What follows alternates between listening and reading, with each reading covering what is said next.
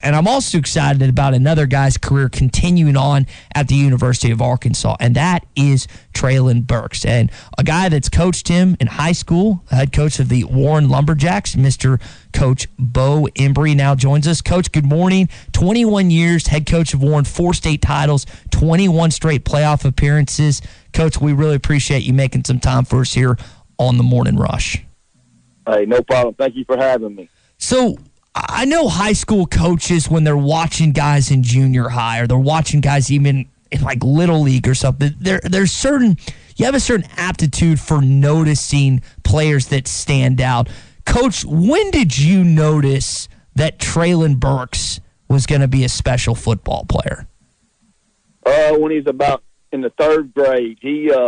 He's been our ball boy. He was our ball boy here since he was in the 3rd grade. And you know how kickers go out early, and I guess it was in 3rd or 4th grade. We go out, and our punters and kickers are already out there warming up on a Friday night, and he's catching punts the way you saw him catch them last year. And and that was and other people saw it, and they said, "Coach Bo, have you seen how he's catching these punts?" And he's down there just as a kid, just really just shagging balls. And from that point on, every Friday night, people would, other coaches, other players would see a 3rd, a 4th, a 5th, a 6th, a 7th grader down there catching punts over his head with hands, and it was just amazing to watch him do that. And he was such a good kid, and we wanted him around our program just because of his attitude. And him and Marcus. Marcus didn't start till probably about the 5th grade, but Treylon's been with us ever since the 3rd grade. As far as every Friday night, he was either our water boy or ball boy, and he loved going out there shagging balls for the kickers or the quarterbacks or the receivers.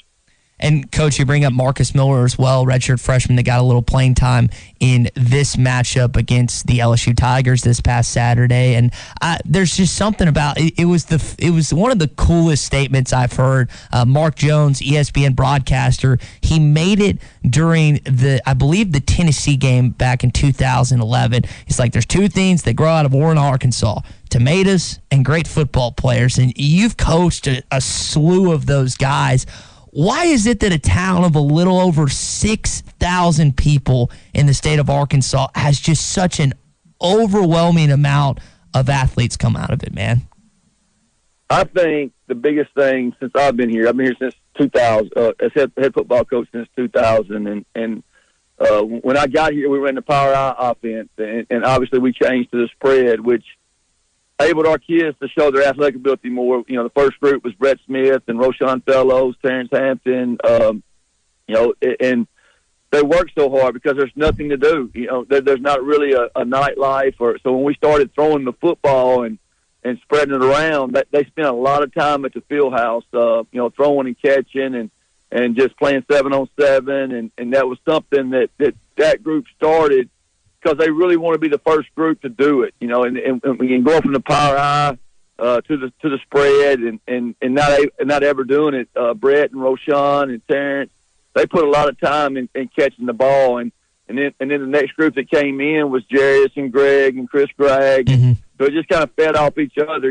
Each group saw the other group how hard they worked, how much time they spent of catching the football and running routes and doing stuff like that. And it just kind of because we've had a lot of guys go to Division II too that are receivers that are really good football players here. And we've been very blessed with kids who either their hobbies are most of the time hunting. They either play football and they hunt, and that's pretty much all they do.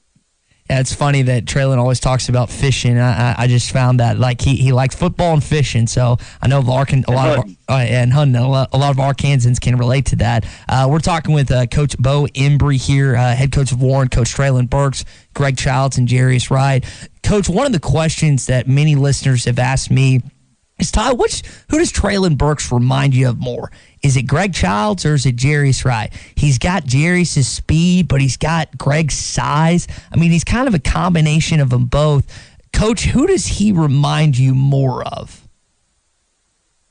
I don't know. That's a tough question. He is bigger. He's bigger than both of them as a high school player. And I guess still as a college player, I think he weighs 233 now, even though he wouldn't tell you that. The big thing here is they can do so much when they leave here because we are a small school, and then we depend on them to do so much as far as play offense, play defense, play special teams. So, Jarius could play offense and defense.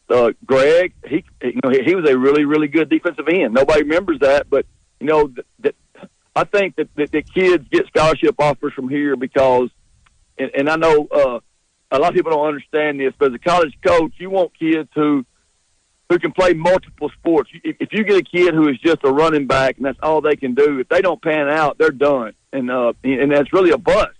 And then you get a kid from Warren, Arkansas, like a Jarius Wright, a Greg Childs, a Treylon Burks, who they've seen film on playing wide receiver. They've seen film of Jarius playing defensive back. They've seen him returning punts. They've seen him returning kicks. They've seen Greg playing defensive end, and nobody knew that. But a lot of it, they were planning on playing Greg at defensive end, and they was going to give him a chance at wide receiver, and that's what he wanted to do. Now he wanted to play wide receiver, so he put a lot of time and effort into that. But he could have played defensive end also, and then Treylon's the same way. I remember talking to Coach Morris. One of the first trips he made down here was, would you play him on offense or defense? And honestly, I'd play him both ways. But I know it's college football and you can't do that. But he could do either. He could have played. He was going to be a great wide receiver. He was going to be a great linebacker. Same way with Greg. He was going to be a great wide receiver. He's going to be a great defensive end. So. A lot of his size is Greg, and a lot of his speed is Jarius. I agree with what you said. Coach, this is Clay Henry. I want to ask you about the future. And earlier this year, Treylon was on Coach Pittman's radio show and said his dream would be, obviously, to play at the next level. But then he's coming back to Warren, and he's going to take your job. I heard that. Yeah, I heard that. So you think he'll let you stay on? He called, and this is the truth right here. So I guess it happened. I did not know until he texted me. I guess we were practicing when it came out that they weren't playing this weekend, and he had texted me already about, do you need some plays for Friday night? I'm coming home. And so I called him back later. I guess it was Monday night when that announced. Was that Monday night that was announced? It was a Wednesday night, Coach. What's that now? It was a Wednesday night, his radio show. No, I'm talking about when they announced this week they wasn't playing in Missouri. That was Monday. Yeah, correct. Monday we were practicing. I got in to get my phone, and he had a text saying he was coming home and did I need any plays? So, and that he would be on the sideline. But he works at it now. He works at it as far as he's starting to understand the game more. That's what's impressive to me because I've seen him go from a seventh grader to a second-year college guy now, and now he's more involved in learning offenses, and I think that's something he really wants to do because when he left here, he wanted to be a game warden. That was his goal, is to, if he didn't make it in the NFL or make it in football, he was going to be a game warden, which he's coming home today, I think, and he's hunting in the morning with my son. I think they're going duck. He already got a duck hunt scheduled. But he is he's just different. I mean, he's different as far as if he's not playing football or playing video game, he's going to be in the woods or on a pond somewhere fishing, and then he's going to be out there. Like when during the summer, during COVID, when they were out up there and we were able to practice here, he was at our practice every day doing 7-on-7 with us. Now we couldn't cover him obviously, but he gave us a really good look with our D-backs, and our kids. It's not, our kids love him being around, so that helps, as they do Jarius and Greg and Chris also. Coach, it sounds like, from what I can tell from talking to some people that are from Warren, that he can go hunting or fishing anywhere in that county. That everybody around there wants to see Treylon Burks in their pond fishing. Yeah, at first he didn't. Now he had to get some permission, and we made him go ask permission, which that helped him grow as a person too. Because we got a lot of private ponds around here, and so whenever he comes, say, Coach Bo, will you ask so and so? No, you're gonna ask so and so. So when he did that, I think that helped him with his.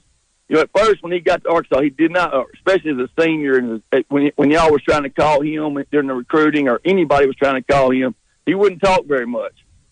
it was hard to get a hold of Treylon Burks. Now, I mean, he didn't take but one visit to go to college. Nobody knows. I guess everybody knows it now, but back then he wouldn't leave Warren, Arkansas, and most of the time it's because he had a fishing or a hunting trip, a hog hunting trip, or a fishing trip planned. But so we made him start, asking, other people to fish their pond. That they all didn't care. They helped us make him be able to communicate better. Which he was a really, really shy kid, and now it's fun to watch him. That's the most impressive thing to me is to watch how he handles the press after a game, or on early in August when he would do a press conference, because he's come a long way. Because he's always a great kid. He's really smart. He was just really shy when it come to talking to the media. Bo Hembree with us, head coach of the Warren Lumberjacks. Coach Treylon Burks, Greg Childs, Chris Gregg, Jarius Wright, and many others out of high school. He's with us here on the Morning Rush. Coach, I kind of want your perspective. Playoffs, regular season. What's it been like to be a high school football coach dealing with coronavirus inside the state of Arkansas? It's been hard. It's been hard for us, especially. We've only had we usually have about 30 to 35 players, and we've got 2 out right now who are quarantined, and a lot of times we had 4 cases back in the summer, but we've not had any. Fortunately, we haven't had any positives during the season so far, but we've had some who had to be quarantined, and when you do that with 30 to 35 players, it puts you in a very bad situation. But our kids have really tried hard to social distance, to wear their masks, but they can't help what happens if their mom gets it, or their dad gets it, or their brother gets it, and that's something that's very unfortunate. So it's just been a very, very tough year, but at the same time, kudos to the AAA for letting us, attempt or try to play. We have not had to cancel any games on our behalf. Now, we had 2 canceled from the opposite team, but for us, we made a decision early. We were going to play no matter how many we had quarantined, and who, because our kids want to play football. And if we got 11 or 12 guys, we're going to try to play just because our kids are used to going both ways anyway. So, we made that commitment early in the year, and we're going to continue that through the playoffs as long as we can keep playing. Coach, 2 more questions before we let you go. High school football in Arkansas gets a bad rap, not only on the recruiting trail, but across the country, especially in the SEC when you look at the rankings. But there have been some teams outside, like out of Virginia, out of Florida, out of Texas, that have come in here and played Arkansas high schools and lost. So why do you think high school football in Arkansas gets a bad rap outside the state of Arkansas? I think the numbers. I think that you look at it everywhere else, Texas, our surrounding states, they have so many teams and so many different classifications where we have 7. In our highest class, 2 classifications only have 16 teams in it. And even though a Bryant can play with anybody in the nation right now. No. But we don't have the numbers where we have 5 or 6 teams that probably can do that. We normally have 1 or 2 that can do that. And that goes to the recruiting part of it too. But the thing about it is, I think that when Arkansas does have a good crop of athletes, and it happens. It happened in 2007 with Jarius and Greg and Chris and DeAnthony Curtis, Johnson from Texarkana, DJ Williams. I think he was the year before. But when it happens, Arkansas is usually really good, and that's what I told Treylon. With his class, I think Treylon's class was a really good class out of Arkansas. And usually when you go back and you look at the history of that, whenever Arkansas, the high schools have a really good, and when I say really good, I'm talking 8 to 10 good players. And if Arkansas can ever do that for, 3 years in a row, and you get 30 to 40 kids from Arkansas, that's usually when Arkansas is really good and competing at a high level. Coach, before we let you go, last question. Cindy, we're speaking with Bo Hembree, who's the head coach of the Warren Lumberjacks, Coach Treylon Burks, Jarius Wright, Greg Childs, and many others in high school. What do you see happening with Sam Pittman, his staff, in his future at Arkansas? I like it. I like it a lot. I think Coach Browse does an unbelievable job. I know people don't, that don't understand.